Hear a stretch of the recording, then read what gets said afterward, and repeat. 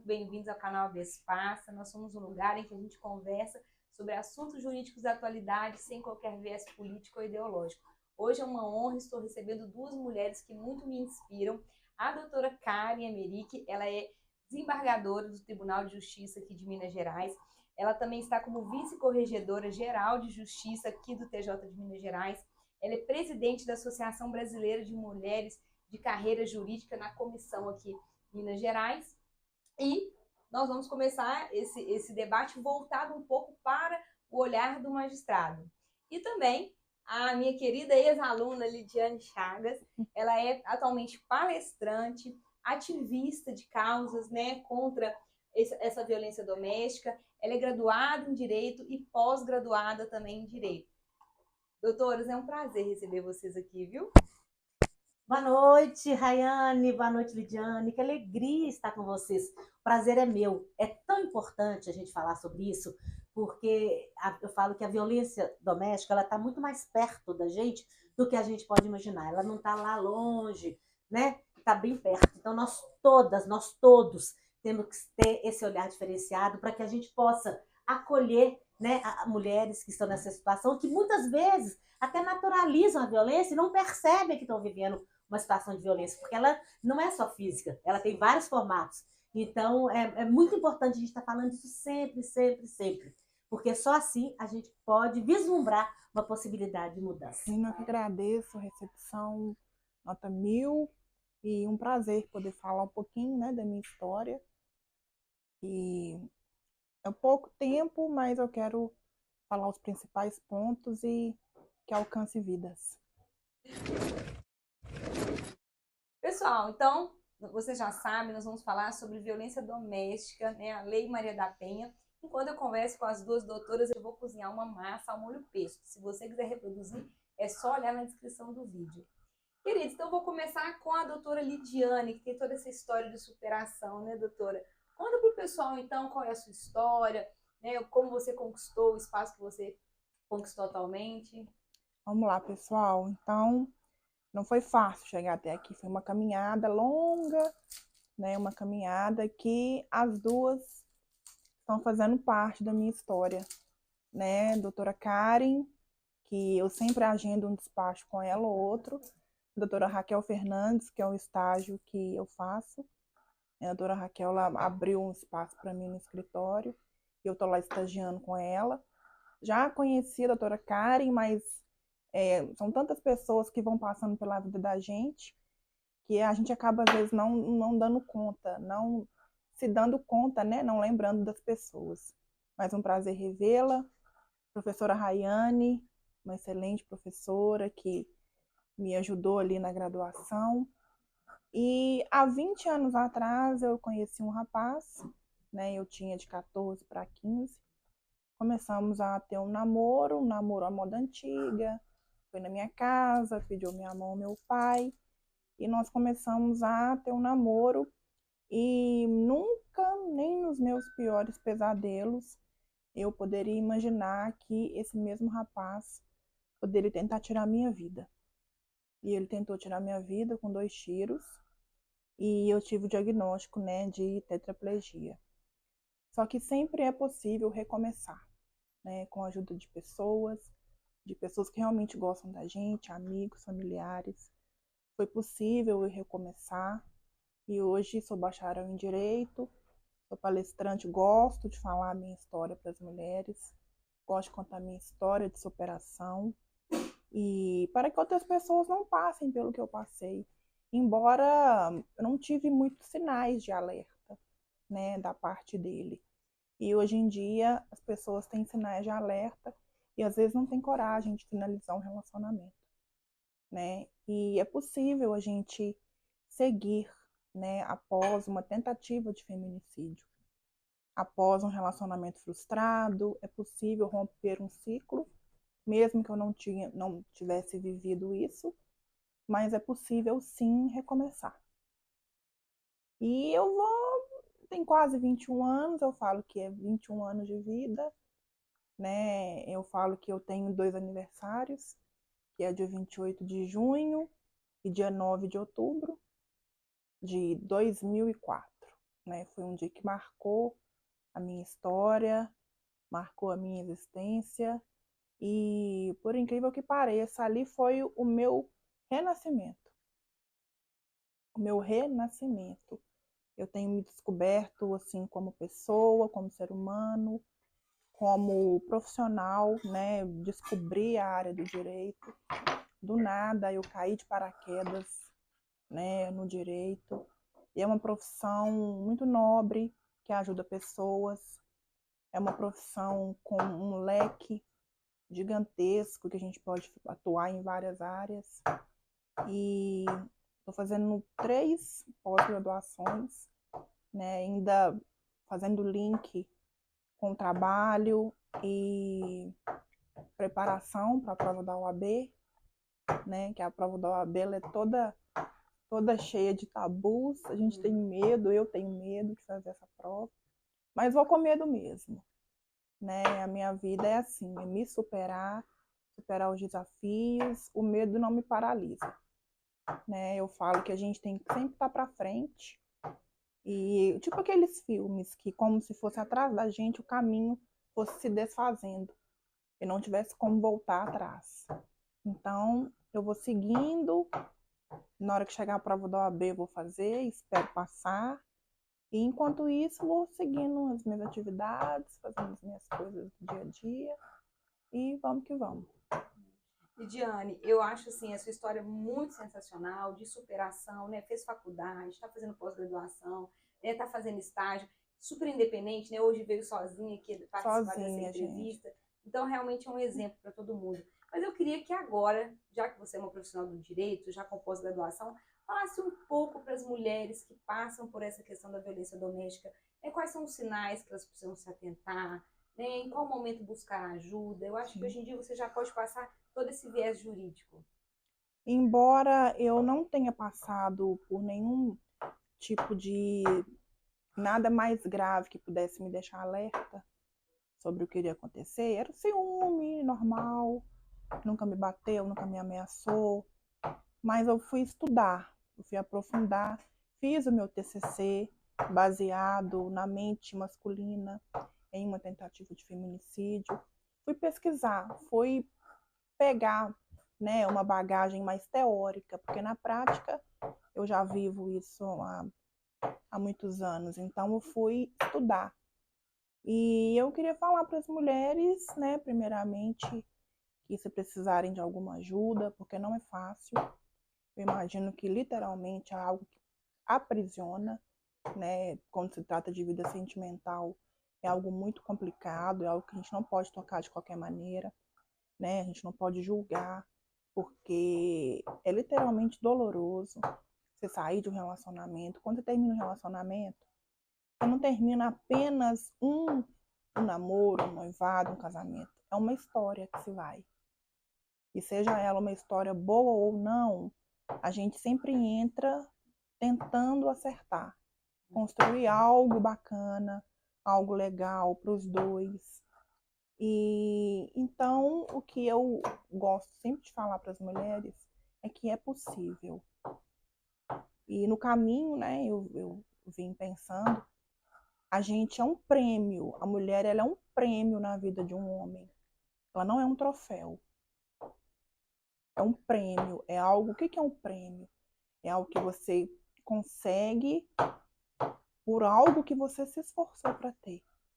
Não é um troféu que você vai pegar e vai exibir e vai ficar lá na prateleira. Não é um objeto, a mulher. Ela é um presente na vida de um homem. E que fique na vida desse homem o homem que saiba valorizar. Né? É isso que a gente tem que pensar. Porque a gente está aceitando tão pouco. Né? Eu falo a gente porque eu me coloco também como mulher. Né? Eu não faço o meu trabalho com forma de julgamento. Mas eu me incluo porque a gente é frágil, né? A gente é sensível, a gente gosta de ser cuidada, a gente gosta de receber um elogio, né? E o que eu falo para as mulheres é que é possível recomeçar. É possível seguir a vida, é possível sim colocar um ponto final em um relacionamento fracassado, colocar um ponto final em algo que não está te fazendo bem, em algo que é tóxico, né? É possível ter o empoderamento feminino, é possível a gente gostar de se cuidar, mesmo estando sofrendo. Tem terapia, né? A doutora Karen fala mais profundo sobre isso. Tem a lei, que tem o nosso amparo, e tem um grupo de ajuda.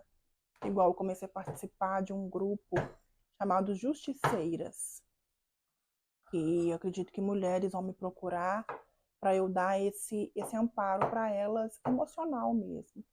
Né? Eu acredito que não vou aprofundar muito na forma jurídica, mas com a minha vivência, né, no dia a dia, que é possível acordar feliz, com um sorriso no rosto, ter amizades, querer ter um novo relacionamento, porque às vezes a pessoa passa uma coisa tão difícil que fala, eu não quero mais. Não quero mais ninguém, não quero ser mãe, não quero namorar, não quero conhecer ninguém, não quero sair. Literalmente se tranca ali dentro de um casulo, né? Mas aí é necessário uma hora que a borboleta ela saia e vai viver. Foi o que aconteceu comigo. Quando eu levei os tiros, eu fiquei 5 meses e 10 dias no João. Passei por todo aquele processo de antibiótico, paradas respiratórias, fiquei entubada, fiquei sem poder comer, me alimentando com sonda. E hoje sou comilona, viu, gente? Já vim pensando o que seria o menu. E então, assim, é possível, depois que a gente perde, né, passa por dificuldades, a gente valoriza. A gente valoriza aquilo que a gente tem, a gente valoriza o carinho das pessoas, o cuidado. E tudo tem uma dimensão muito maior. Uma coisa impressionante, assim. Eu falo que quem me serve, quem me ajuda de alguma forma, no carregar, um copo d'água, é uma dimensão muito grande, assim. Porque a gente recebe, quem faz não imagina quanto é gratificante. E te agradecer publicamente, Léo, pelo carinho, já falei com a Rayane aqui. E é muito valoroso. Isso é o que faz a minha vida valer a pena. Ter pessoas como você, que são raras. Estou te falando porque tem 20 anos que eu estou assim, e são raras pessoas boas, né? As pessoas que fazem por fazer mesmo, assim, de coração, né? Tipo assim, eu vou proporcionar o bem, que é o que no mundo está faltando, né? E eu falo isso porque nesses 20 anos eu já tive convivência com tudo enquanto é tipo de pessoa que vocês possam imaginar. Pessoas muito ricas, pessoas muito pobres, pessoas muito boas, pessoas muito más, pessoas egoístas, pessoas que negaram o que podiam fazer, pessoas que tinham em escassez e me negaram. E isso, eu falo que eu sou como se fosse um formigueiro. Cada formiga vem e faz algo para mim. Eu falo, não traz uma folhinha, mas faz algo, né? Um carrega, aí lá em casa as meninas dão o banho, aí uma outra pessoa ajuda a financiar ou a custear uma outra coisa. E assim eu vou subindo cada degrau. E é possível, gente. Não sei você que está me ouvindo, está passando uma situação de luto, uma situação de precisar recomeçar, uma situação de um start, ou de um restart, começar novamente. Começa novamente, cai, levanta, bate a poeira, levanta a cabeça, tenha humildade, cerque-se de pessoas boas, tire as pessoas ruins que te adoecem, que fazem mal para o seu psicológico e siga. Junte, né, o que sobrou. O que sobrou? Às vezes o que te sobra é o seu tudo. O que te sobra não é o seu resto. O que me sobrou? Eu perdi movimentos, mas o que me sobrou foi o meu tudo. E eu tento juntar, né, com o meu emocional, meu espiritual, com pessoas boas, para conseguir chegar em lugares altos, conseguir ter uma dignidade, conseguir fazer o bem. E se eu falo que uma mulher ouvir a minha história, conseguir ter uma mudança de vida, sair de um relacionamento tóxico, abusivo, já vale a pena a minha história toda, esses 20 anos de lesão medular, que não é fácil, né? Mas eu não vivo lamentando, eu acho que não é por aí. Você está viva. Viva para Estou contar sua história, viva. viva para fortalecer outras mulheres, viva para levar o Sim. seu exemplo para tantas mulheres que precisam ver esse depoimento. E com Parabéns por essa esforço, força toda, viu, Lidiane? tento me esforçar, né? Lá no estágio, a doutora Raquel ela me pede para agendar um despacho urgente. Eu faço o meu melhor na faculdade, né? Com as provas de professora Rayane e demais professores. Graças a Deus tive a oportunidade de estudar em uma faculdade muito boa, com excelentes professores, não é que eu estou perto dela, mas professores mesmo, assim, que a gente via, a gente estava cercada de bons mestres ali. E eu sou grata por isso também, porque eu não tinha condições. E pela ajuda das pessoas, eu consegui, né? Eu falo que não faço nada sozinha. E não é por estar assim, mas a rede do bem, né? A corrente do bem, a rede de apoio, né? Que são inúmeras pessoas que eu nem posso falar, porque tem gente que faz e não gosta, né? De falar, mas quem é sabe, e sabe da minha gratidão, que eu nos bastidores, eu gosto de externar. E é possível nós mulheres arrumar nosso cabelo, arrumar nossa roupa e ser feliz, levantar nossa cabeça. É possível sim recomeçar. O que fazer com o que sobrou? O que sobrou é o seu tudo, é você, é o seu coração, é a sua mente. E são as pessoas que estão ao seu redor, que somam com você. E é isso.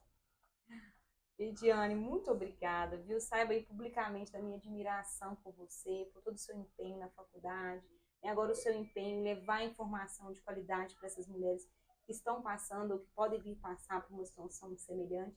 Então é uma honra aqui para mim e com certeza para o público ter você e ouvir a sua história. Doutora Karen, então agora sim a gente queria esse olhar de alguém que faz parte do Poder Judiciário.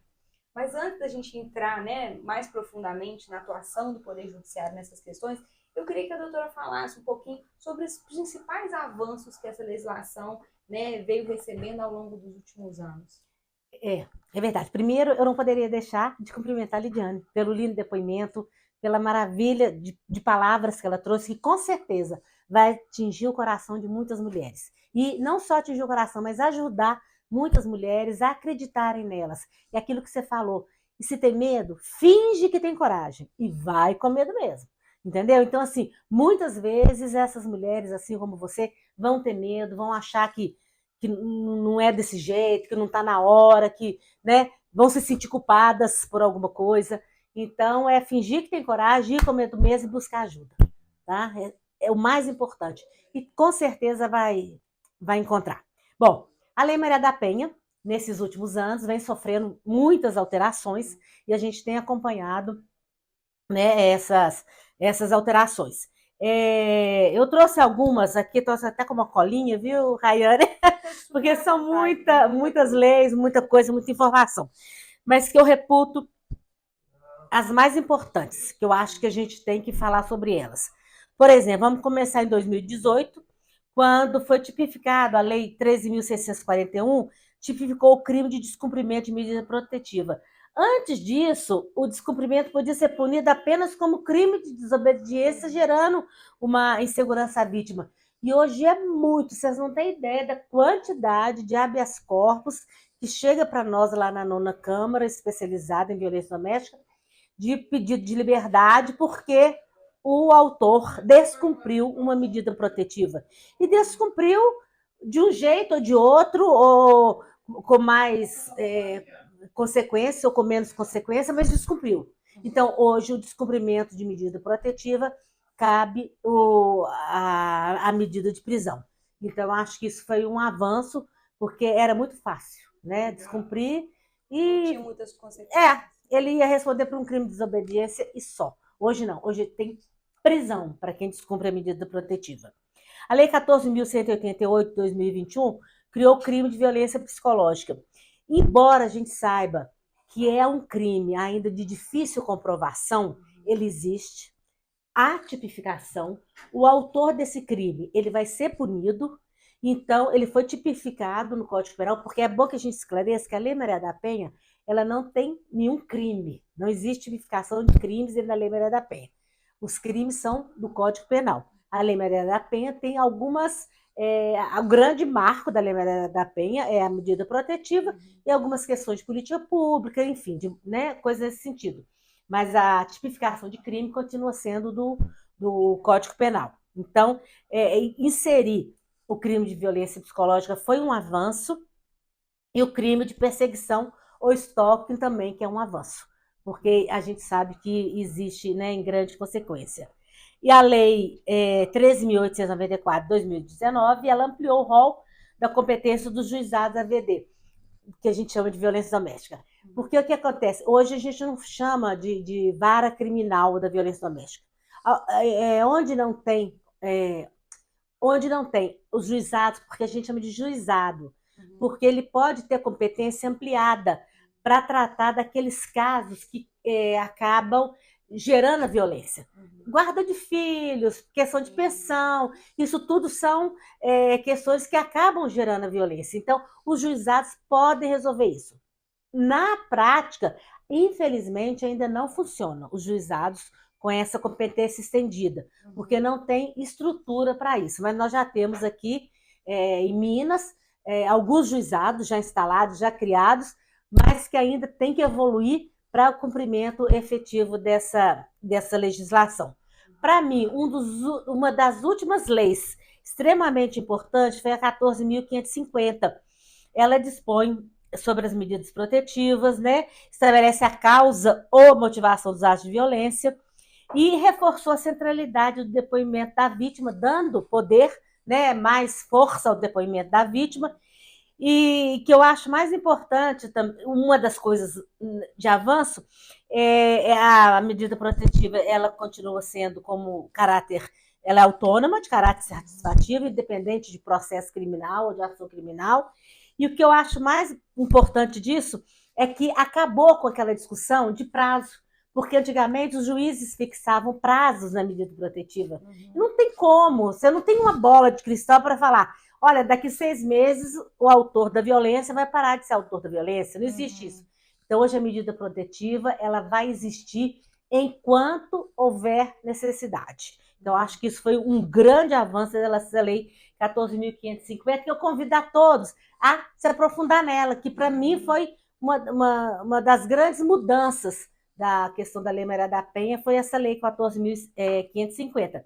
E a ADI 4424, que fala que a lesão corporal ela independe de representação da vítima e ela vai prosseguir independente, ela pode prosseguir independente daquela coisa antiga que a gente ouvia. Ah, vou tirar a queixa, meu marido me bateu, mas eu vou lá retirar a queixa. A gente ouvia isso. Sim. Então, hoje isso não existe. Uma vez que houve uma lesão corporal e isso foi noticiado numa delegacia, a ação vai prosseguir independente da vítima querer ou não. Por que isso é um avanço? Porque há possibilidade daquela coisa que a gente chama da lua de mel, Então eu te peço desculpa, você volta para mim, e a violência ela vai crescendo. Eu falo que a professora Alice Bianchini, que é uma estudiosa no assunto, ela fala que é uma espiral, que a violência doméstica ela é uma espiral, porque ela vai crescendo na medida que as coisas vão acontecendo e que a mulher muitas vezes naturaliza. Ela não percebe e ela às vezes acha, inclusive, que a culpa foi dela. Eu conto um caso que eu ouvi na cidade administrativa, uma época que eu fui fazer uma palestra lá, isso tem pouco tempo, deve ter uns 5 anos, para mim é pouco tempo. Uma militar chegou para mim, uma militar da patrulha, da violência doméstica, e falou, olha, desembargadora, eu visitei uma mulher esses dias, naquela segunda resposta, da PVD, e que eu perguntei, foi a primeira vez que seu marido te bateu? Ela falou assim, Foi a primeira vez. Seu filho falou, não, mãe, mas ele te bateu semana passada. Não, mas naquele dia eu mereci. Então ainda tem muito isso da mulher achar que ela mereceu de alguma forma sofrer aquele tipo de violência. E mulheres, não há nenhuma justificativa para esse entendimento. Não há nenhuma justificativa para você achar que de alguma forma você contribuiu ou mereceu a violência. E as mais recentes leis, né, a de 24 de abril de 2025, que são as leis 15.123, a 15.124 e a 15.125, que aumentou em metade a pena do crime de violência psicológica contra a mulher praticado com uso de inteligência artificial, que veda a adoção de critérios que caracterizem a discriminação contra estudantes e pesquisadores em virtude de gestação, de parto, de nascimento de filho, e, por último, a 125, que para sujeitar o agressor à monitoração eletrônica durante a aplicação da medida protetiva de urgência em caso de violência doméstica. Antes era uma questão de critério, hoje é uma lei. Então tem que ser aplicada. Então eu acho que essas são as principais alterações legislativas que precisam ser observadas. São avanços, né? Mais do que alterações legislativas, são avanços, né, doutora? Total. E assim, a gente sente tanto, né, a Lidiane que sofreu essa violência tão grave que é o feminicídio, a tentativa, né, de feminicídio, a gente sente tanto assim, como a gente ainda precisa fazer muita coisa, não é mimimi, não. A violência está aí, eu falo que existe uma pesquisa que fala que de 4 entre 10 mulheres sofreram ou vão sofrer algum tipo de violência. Eu falo que 10 entre 10 mulheres sofreram, vão sofrer ou sofrem algum tipo de violência. Ué, desembargadora, você se inclui? Claro! Existem muitos tipos de violência. A violência institucional. Eu falo que há um tempo atrás, num evento que eu estava, e eu empolgada falando de uma determinada coisa, uma pessoa capacitada, uma pessoa assim, empoderada, um homem, chega para mim, no meio da discussão, e vira para mim e fala assim, nossa, Karen, seu brinco é tão bonito, para cortar minha fala. Entendeu? Então, assim, nós sofremos violência todos os dias, nós mulheres. E eu sofri uma violência ali naquele momento, porque ele quis cortar minha fala elogiando meu brinco. O que tinha a ver? Né? Nada. Então, a gente tem que estar atenta. E o pior, eu, que trabalho com isso há tantos anos, na hora a gente fica assim, hã? Sem ação, o que é pior. Então, nós temos que estar atentas. Mulheres, umas ajudando as outras, contribuindo, dando a mão, nenhuma mulher solta a mão de outra mulher. Sejamos aquela que conserta a coroa na cabeça de outra mulher e não a que critica porque a coroa está torta. Então, é muito importante isso, estarmos juntas, que juntas nós somos muitas, e sendo muitas, nós podemos fazer a diferença. Né? Doutora Karen, uma outra pergunta, né, dentro também desse tema Maria da Penha. O Tribunal de Justiça ou o Poder Judiciário, seja de Minas Gerais, seja no âmbito da União, tem projetos, programas voltados ao enfrentamento da violência? Sim. As políticas públicas do Tribunal de Justiça, elas são tratadas através da CONCIV, que é a Coordenadoria da Mulher em Situação de Violência Doméstica e Familiar. Eu fui superintendente da CONCIV há uns anos atrás, e atualmente a superintendente é a desembargadora Evangelina, que faz muito. A desembargadora Evangelina, ela trabalha nessas redes de enfrentamento, ela desenvolve um trabalho excepcional à frente da CONCIV, e ela teve um primeiro mandato, e eu fui sucessora dela nesse primeiro mandato, e agora ela retorna no cargo de superintendente, dada a competência dela. Então, tem muitos projetos, o programa tem o programa da Justiça pela Paz em Casa, que é um programa do CNJ, que desenvolve políticas, ações em 3 vezes por ano, na semana do aniversário, do Dia Internacional da Mulher, na semana do aniversário da Lei Maria da Penha, e em agosto, e na semana do Dia Internacional contra a Violência Doméstica Familiar, que é no mês de novembro. Então, o Tribunal de Justiça adere a essa campanha, sempre desenvolve muita coisa sobre buscando essa eliminação, né, de violência, que a gente sabe que vai durar muito tempo. E eu falo que eu achava que a gente, essa busca de igualdade, eliminação de violência, existiam pesquisas que falavam em 136 anos. Aí, uns 2 anos, eu estava indo até para Manhuaçu e olhando no Instagram, assim, uma declaração do secretário da ONU. E ele falando que o tempo de demora da Lei Maria da Penha é de 300 anos, da igualdade, né, feminina, é de 300 anos. Eu falei, nada é tão difícil que não possa piorar, né? Mas nós estamos nessa luta, não é esse tempo que vai deixar a gente desanimar. Então, assim, todas as mulheres juntas, tanto na questão da luta contra a violência doméstica, quanto a questão do empoderamento das mulheres em cargo de liderança. Eu acho que tem que ser questões que devem ser tratadas, né, conjuntamente, e fazendo disso uma questão de desenvolvimento mesmo, para que as pessoas tenham a consciência de que pode mudar. E depende de cada um de nós essa ação. Ainda falando da questão dos programas, do Poder Judiciário, enfim, nós temos as varas, né, especializadas de violência doméstica, que eu acho que é um avanço, e há 2 anos e meio nós temos a Câmara, a 9ª Câmara Criminal, que é uma pioneira no julgamento das ações, né, das demandas da violência doméstica familiar. E, assim, infelizmente, para ter uma ideia, a nossa Câmara é a Câmara que tem, assim, 3 vezes mais processo do que qualquer Câmara criminal no Tribunal de Justiça. Nossa. Então, é um número muito alto. A violência, ela não é brincadeira. A violência não é mimimi, repito. A violência é séria, ela existe. E é muito. E, assim, então, só depois que a gente está numa Câmara especializada que a gente tem a dimensão dessa violência. Né? Então, é um avanço a Câmara especializada, mas, infelizmente, ela está muito sobrecarregada. Nós temos aqui em Belo Horizonte, a Casa da Mulher Mineira, que é um projeto da Polícia Civil, que funciona ali na Avenida Augusto Lima, que acolhe e tem vários programas, né, de orientação jurídica, de articulação com demais órgãos da rede. É um projeto muito bacana de iniciativa da Polícia Civil de Minas Gerais. E através do Tribunal de Justiça a gente tem os cursos, né? São vários cursos que são dados aos magistrados através da escola judicial, promovendo formações regulares sobre essa questão de gênero, direitos humanos, aplicação da Lei Maria da Penha, o que a gente não pode perder de vista. E está sempre atualizando e como que a gente fala, formando, né, esses magistrados que vão atuar, porque tem que ter um olhar diferenciado. Não basta ser juiz, você tem que ser um juiz com um olhar voltado para essa questão de gênero.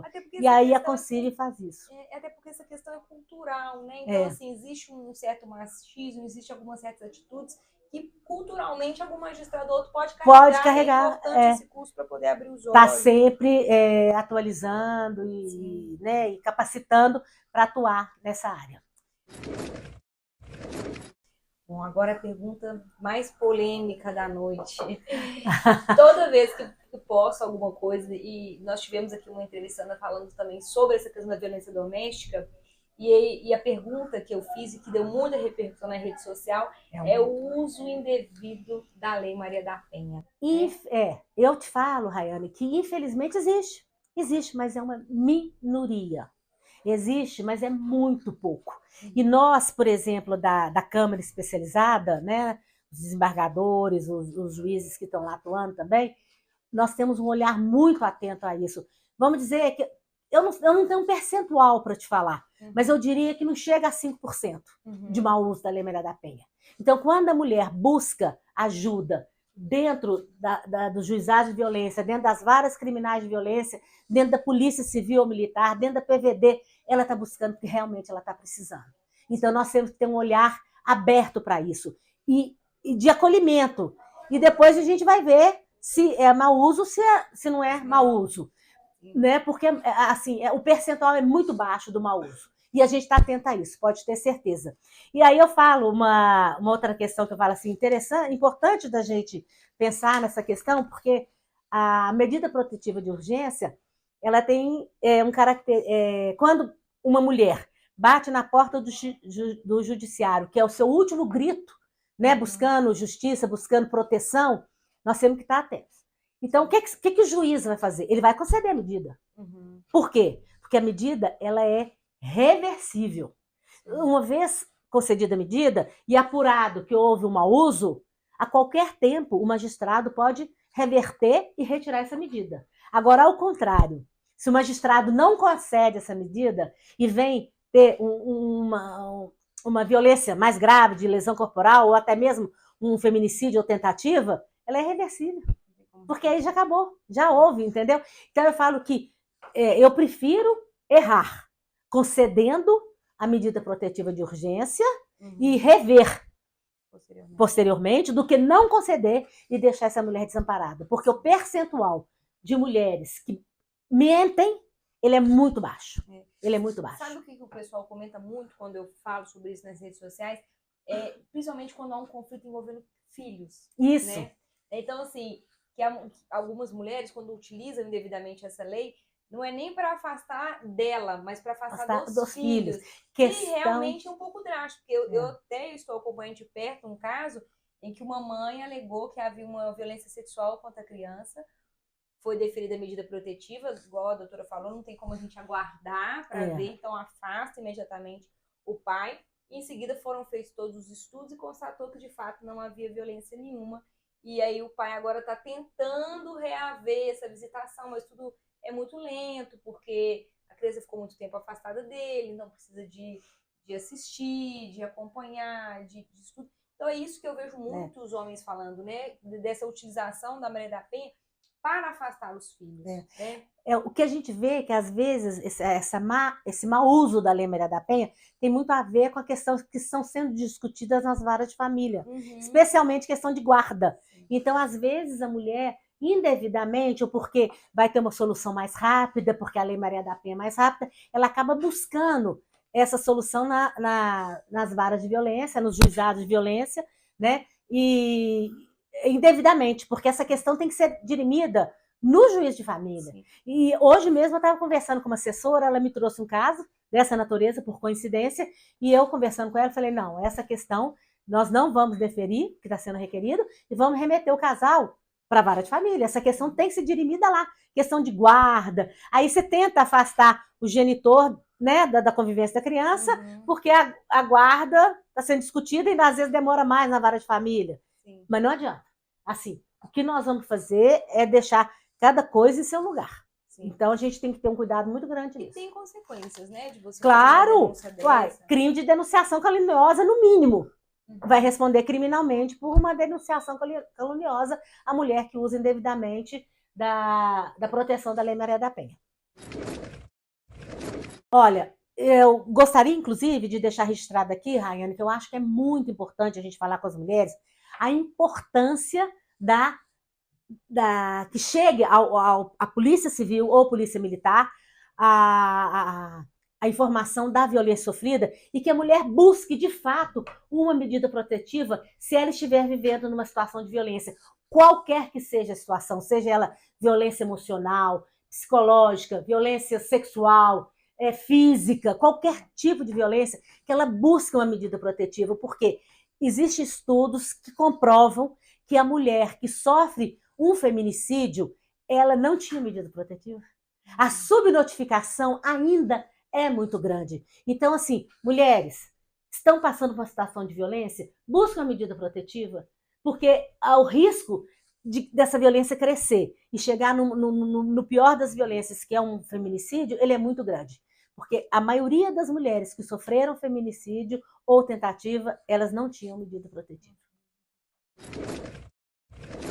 Doutoras, então, mais uma vez, muito obrigada, né? Como ambas pontuaram, é um assunto que a gente tem que estar sempre repetindo, sempre falando, né? Sempre divulgando, porque em que pese a gente tenha toda essa proteção, as violências ainda continuam acontecendo. Então, eu queria, nesse momento, dar a palavra para a doutora Lidiane, pode deixar seus recados, onde o pessoal pode te encontrar. Queria agradecer, primeiramente, né? Doutora Rayane, nossa professora querida, muito competente. Doutora Karen também, prazer revê-la. O Léo, e tanto me receberam. Estou à vontade, gente. Que carinho, que família querida. Deus continue abençoando vocês. E o meu Instagram é Lidiane Chagas Araújo. É uma conta fechada, né? Até pela minha história mesmo. E faço palestras, né? Já fiz palestras em faculdades, pela Concive um tempo, ali com a doutora Alice Birchall. E aonde me convidarem, assim, eu vou falar um pouquinho da minha história, abordo um pouquinho sobre relacionamentos, né, a área psicossocial, e é isso. Muito obrigada, viu, doutora Lidiane? Doutora Carmen, então eu queria deixar a câmera para a doutora, dar os seus recados, né, falar o que a senhora quiser agora na hora da despedida, a câmera é sua. Primeiras palavras, certamente, de agradecimento. Agradecimento pelo convite, Rayane, por ter aberto esse espaço tão maravilhoso para a gente estar junto, falando de um tema tão importante. Minha admiração a você, Lidiane, por por esse empoderamento, não obstante todas as dificuldades que você passou e que ainda de alguma forma tem, mas você se mostra uma mulher empoderada, resolvida, vaidosa, linda, que a gente está vendo aqui. Então, meus cumprimentos, minha admiração, e continue assim, sendo esse exemplo para tantas mulheres que precisam, né, de dar um passo à frente, de resolver a vida e não ficar agarrada na infelicidade, né? Porque a felicidade é a gente que faz, né? Então é muito importante. Muito obrigada por estar aqui hoje com você, tá? E meu recado vai para todas as mulheres: não se calem, tá? Mulher, se você se sente de alguma forma vivendo qualquer tipo de violência, denuncie. Se você conhece uma pessoa próxima, você não vai buscar lá longe, não. Você vai ter uma pessoa próxima de você, dê o ombro, acalente, dê o ouvido, faça uma escuta diferenciada e ajude essa mulher que está ao seu lado. Então, acho que é muito importante estarmos juntas, unidas. Como eu falei antes, ninguém larga a mão de ninguém. E sendo muitas, juntas, nós podemos fazer a diferença. Muito, muito obrigada e boa noite. Pessoal, então, muito obrigada para quem acompanhou a gente até aqui. Comente, compartilhe e ajude a divulgar o canal, que essas informações precisam ser o mais divulgadas, né, e propagadas possível. Mais uma vez, muito obrigada, doutora Carmen, doutora Lidiane, e vamos comer, né? Tchau, tchau. Tchau.